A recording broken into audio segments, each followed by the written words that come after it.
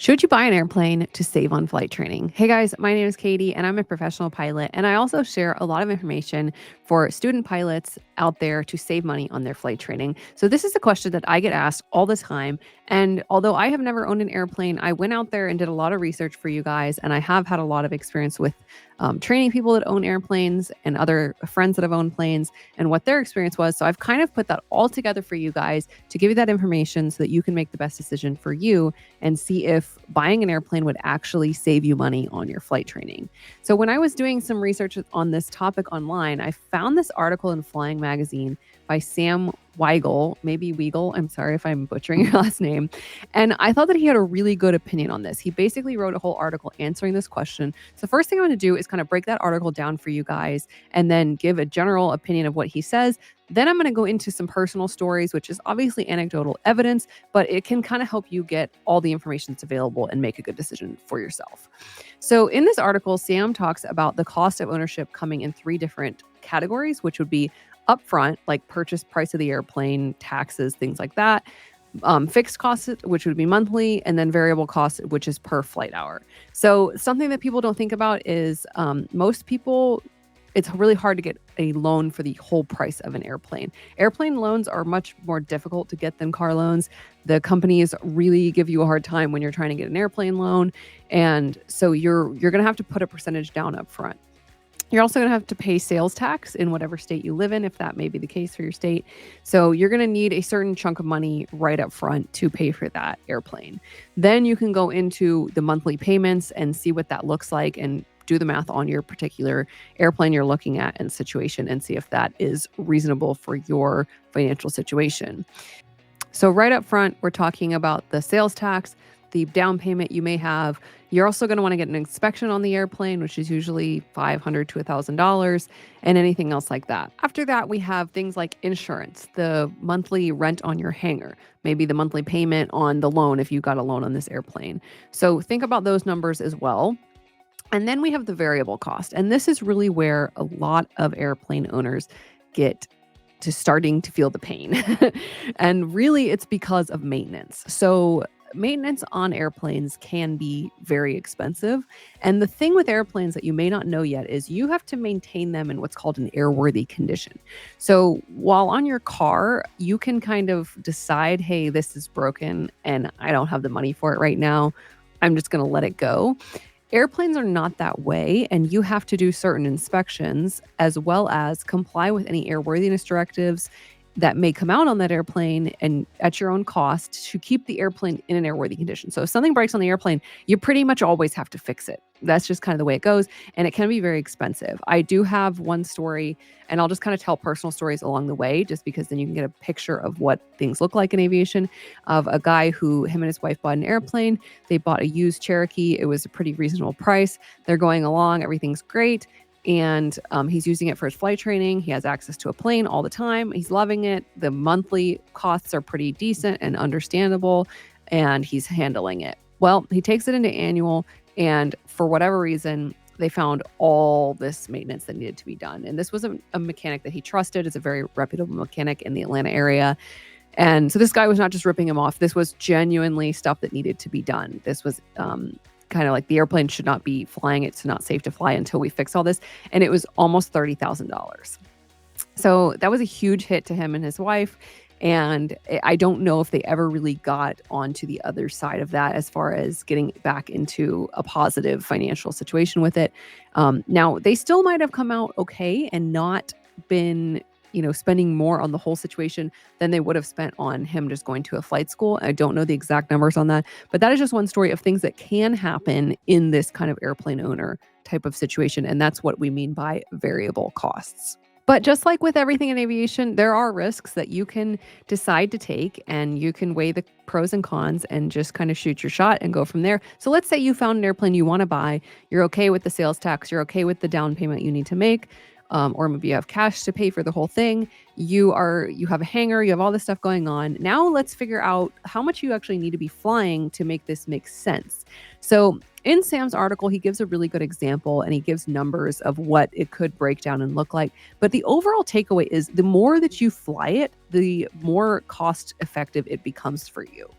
So if you're renting a Cessna 172 at a flight school at like $200 an hour, say, and then you have your own Cessna 172, the more that you fly it, because you're already paying for the loan payment on the airplane, you're already paying for the hangar price, you're already paying for the insurance. Get the most you can get out of that is kind of the idea. Now, obviously, you still have to pay for fuel, oil changes, stuff like that, but you're getting to the point where it actually starts to make sense if you fly a lot. So after looking at these three different categories, Sam basically says in his article that sole ownership doesn't really make sense in his opinion. He says that if you can find a leaseback situation, which is basically where you own the plane, you lease it back to a flight school, they're able to, rent the plane out, which is covering part of the cost for you. That's when it really does start to make sense and break even financially. Another thing that he points out, which I think is a really, really good idea, is to do a partnership. So he gives an example in this article in Flying Magazine and talks about a group of flight attendants that he knew that all went in and bought an airplane together. And if you're not aware of this, it can be done all the time. There's just legal documents that are drawn up. People decide they're going to do, 1/5 each of this airplane, and then they can split the insurance. They can split all the hangar fees. They can split the monthly payment on the airplane. And they all then get the benefit of having access to an airplane, which is, you have availability off the airplane. You can fly whenever you want, as long as you coordinate with those other people. You're not like on this wait list for a flight school. And it's really a very convenient situation. And you can also just really enjoy aviation because you can just hop in your airplane and go do something fun. Basically, Sam's opinion in this Flying Magazine article is that shared ownership makes the most sense. He also says that if he could go back in time, he would just buy a Champ, an Aranca Champ at like $30,000, which now I think they're more like $43,000. And he would just have that, do his time building in it, get his CFI and do instructing in it, and then sell it, because airplanes do tend to hold value over time. They do not tend to go down in value the way cars do, which a lot of people don't know. They will at least hold value, or a lot of times they go up over time. So overall, it is hard to break even. It is hard to make money on an airplane that you use for your flight training and turn around and sell it. Now, a lot of people have done that though, so I'm not saying it can't be done. I know of a couple people who bought airplanes in 2019, and then during the whole pandemic era, the airplanes were just going up a lot in value, similar to how real estate went up, and they flew that airplane. They had a lot of fun. They sold it and they made a profit, even with the annuals and the maintenance expenses that they had on it. And they really had a positive experience with aviation. So take that for what it's worth. I think the biggest takeaway from owning an airplane is that variable expense, that potential maintenance cost. Now let's get into some comments that people have left on this post on Instagram, just to give you a broad opinion of what most people are saying that have owned airplanes and what their experience has been. Okay, starting off with a pretty negative experience that this buyer had. I'm just going to go through the whole comment for you guys, and you guys can take this for what it's worth. These are just people's personal experiences.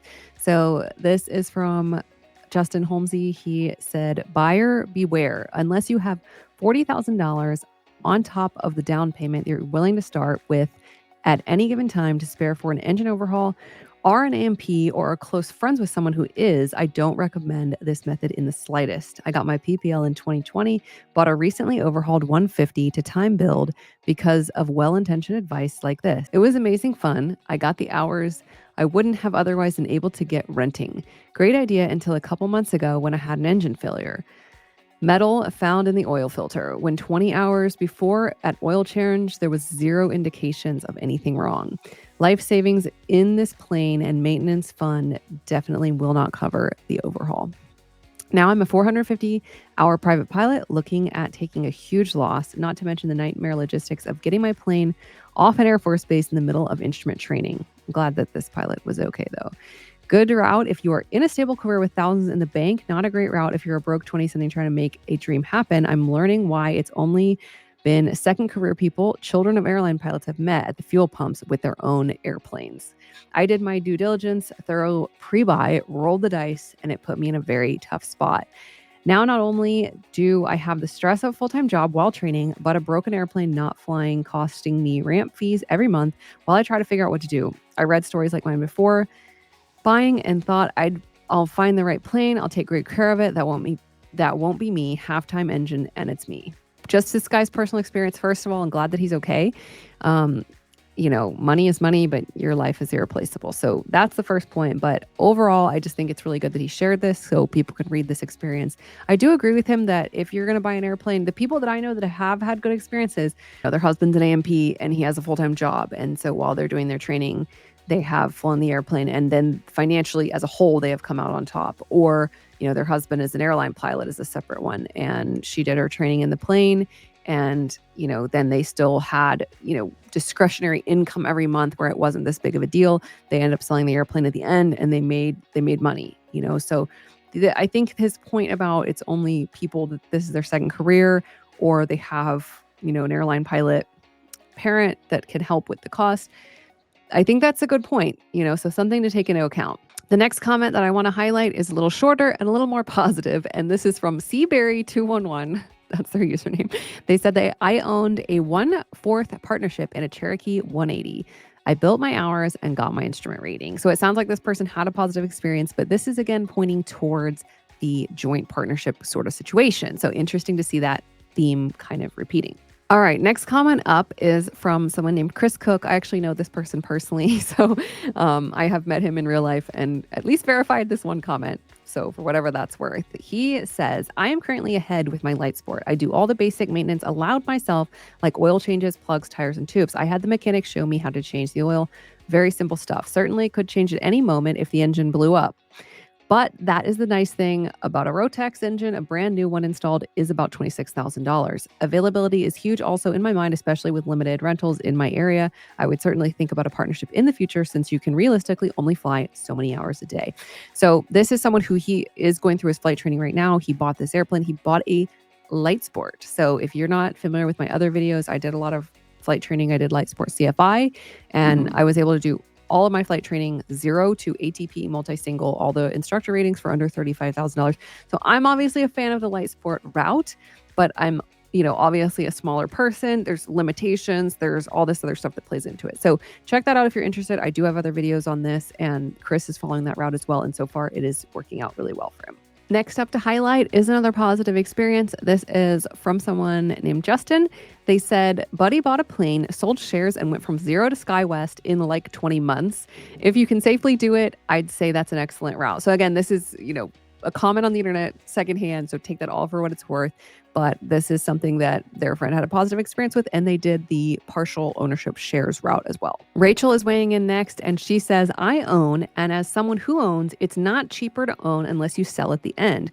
Where the advantage lies is in aircraft availability, consistency of equipment, and in the availability to call 100% of your own shots. It shaped me into much more of a versatile pilot that if a school had been making calls for me about factors such as weather, etc., than if a school had been making calls. So she had a great experience with it. But the big way that you make the money back is if you sell for a profit at the end. So interesting take there as well. The next comment is from V1 Blastoff. They said 3 years of renting equals 700 hours at $150,000 in hotels, renting, etc. Now, I'm not sure how they're getting these numbers, but this is just something I'm sharing. Take it with a grain of salt. 2 years of owning equals 2,000 hours at $150,000, and that's at 32 gallons per hour. Value of plane is exactly the same as the purchase. So basically they're saying if you rent for 3 years, you get 700 hours at 150K. If you own for 2 years, you get 2,000 hours at 150K. Now, I'm not sure where they're getting these numbers. I'm not sure if this is from their personal experience, but interesting that they're kind of saying the same thing, which is the more you fly, the cheaper it can be. Here we are back with the original question of, is it actually cheaper to buy a plane to pay for your flight training? And unfortunately, it seems that the answer is it depends a lot. It depends a lot on unexpected maintenance that you really have no control over. It depends a lot on the kind of plane that you buy and if it's going to go up over time. And the other thing to keep in mind is it seems to be that the overall people that are having positive experiences with this are people who are maybe in a financial situation where they have income coming in and they're not someone who's like 19 or 18 and they're just trying to like make these payments. So keep that in mind. If you're someone who has disposable income and you have a regular income and you're willing to take some of that you would have, invested or put in a 401k or something, and instead put that amount into an airplane, and you feel like it's going to go up over time or it's going to hold value and you're just willing to take that loss and have that be the money that you spend on flight training, they may make sense. you may also have your engine blow up and never be able to break even on that process. But again, we can't control those things. So I think this is a route for someone who's a little bit more risk tolerant. I personally did not choose this route when I went through my flight training. I went the light sport CFI route. So again, you can look at other videos. I've done a lot of talking about that and I've given a lot of information on it. There's also a PDF guide that has all the rules of light sport CFI that is linked in my stand store in the bio of all of my profiles. So check that out if that would be something that's helpful to you.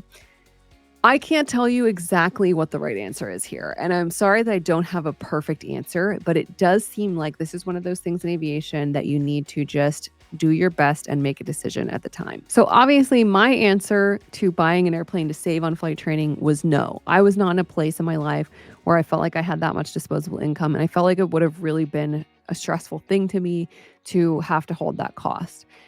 If I was going to start over now and I was able to keep my day job, doing something else and have the financial situation I have now, I might do it, to be completely honest. And I would probably buy something inexpensive like a 150, 152. I would probably do my training in that and take the risk. But that is because I'm in a much different place in my life financially than I was when I just started the flight training process, which is a lot of people. And a lot of the people who are saying, is it cheaper to buy an airplane, are the ones that maybe need to be saving money. So interesting to think about. The other thing that I would actually recommend is the partnership route, honestly. That is something I'm actually looking into now with a couple friends of mine who are pilots, because I kind of want to buy an airplane soon, to be completely honest. But overall, in the world of aviation and in nautical stuff, it's said that boats and airplanes, the best day of your life is the day that you buy it and the day that you sell it. And that is because of all of the maintenance and all of the unexpected costs. So I hope this is helpful to you. I know that it can be very stressful trying to figure out how to save money on flight training and what you're going to do. So hopefully the videos that I put out help you with that. Again, I have that light sport stuff, and maybe that's the route that works for you. Maybe the airplane ownership partnership route is the one that works for you. But overall, I just am hoping that you're having a good time with aviation, that you're not getting burnt out in your flight training, and that you're able to have a positive experience with whichever route you choose, so you can continue to love aviation as much as I do and have this joy that we all have achieved through flying and through aviation.